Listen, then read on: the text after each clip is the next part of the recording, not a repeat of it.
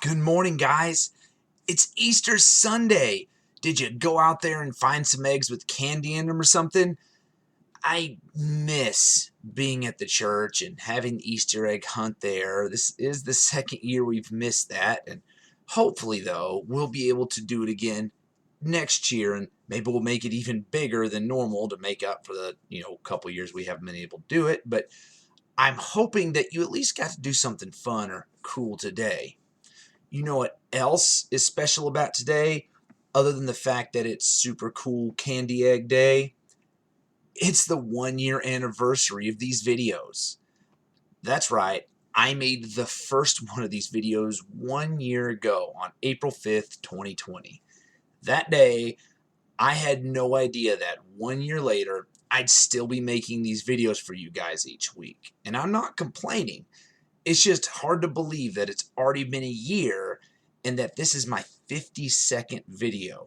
I went from having no videos on YouTube to having half 100 videos on YouTube. It's crazy. Definitely didn't expect that. So let's do our opening together. Repeat after me if you'd like, or just do the hand symbols with me. We are Unitarian Universalists. We are the Church of the Open Mind, the Loving Heart, and the Helping Hands. Together, we care for our earth and work for friendship and peace in our world. Let's begin. Today, we're going to start with a quick story to set up the lesson. It's pretty short, but I think it does a pretty good job at setting up the lesson.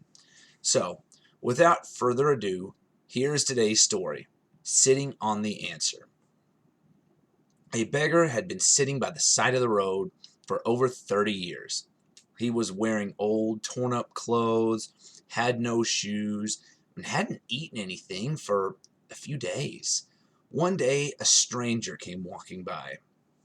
"Spare some change," mumbled the beggar, mechanically holding out his old baseball cap. "I have nothing to give you, man," said the stranger. Then he asked, "Hey, what's that you're sitting on?" "Nothing," replied the beggar. "It's just an old box. I've been sitting on it for as long as I can remember." "You ever looked inside the box?" asked the stranger. "Nah," said the beggar. "What's the point? There's nothing in there." "Well, why not look inside?" asked the stranger. The beggar got up, turned around, and managed to pry open the lid. With astonishment, disbelief, and excitement, he saw that the box was filled with gold. Well, that was a pretty good thing to happen to the beggar, certainly, but what does that have to do with any sort of lesson we could give here today? Well, let's kind of take a quick look back at what happened in the story. A man had a problem that was solved by something he has always had but never thought to use or look at any closer. Does that make it any clearer now? No? Well, let's take a look at your life. I'm sure you've had problems that you didn't know how to solve at first. We all have.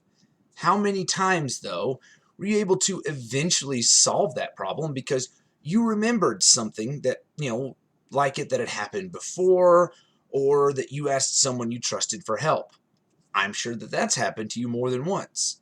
That's looking inside the box to find the solution. We have a lot of knowledge in our heads, not only from experiences that we've had in our lives, but also from things that we've read, movies and shows that we've watched, people we've talked to, all kinds of stuff. We also have a lot of people in our lives that care about us and would be glad to help us. However, when a problem comes along, we don't always remember to use our knowledge or the people in our lives to help solve it. Sometimes we just freak out, get really anxious, get mad, get scared, and feel overwhelmed. We feel powerless and convince ourselves that we have no idea what to do about this problem. That's the same as the beggar starving and having no shoes and not knowing how to make his situation better. That's when we need to trust ourselves and try to use our smarts to figure out a solution. I know that you guys are all pretty clever and can probably find a solution to most problems. But if you can't, there's still no reason to feel like there's nothing you can do about it. Like I said, there are people in your life who care about you. They don't want you to feel bad or have bad things happen to you, and they would be glad to help you come up with a solution. This is like when the beggar finally decides to look in the box, something he's always had with him but has never correctly used, and realize that the solution to his problems was in it the whole time. So now I hope you can see how this story can be a useful lesson in your life. When you come across a problem, take a look at the things you have in your life, and I'll bet that you'll find that the solution to that problem is something that's been there the whole time. Well, that's all I really have for you today, guys. 1 year, man. So crazy. Anyway, I hope you've had a great day. We'll continue to have a great day, and we'll have a great week.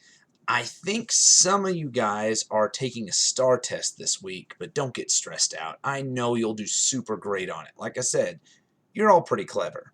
Anyway, until next week, make healthy choices, be kind, be responsible, and I'll talk to you again soon. Later.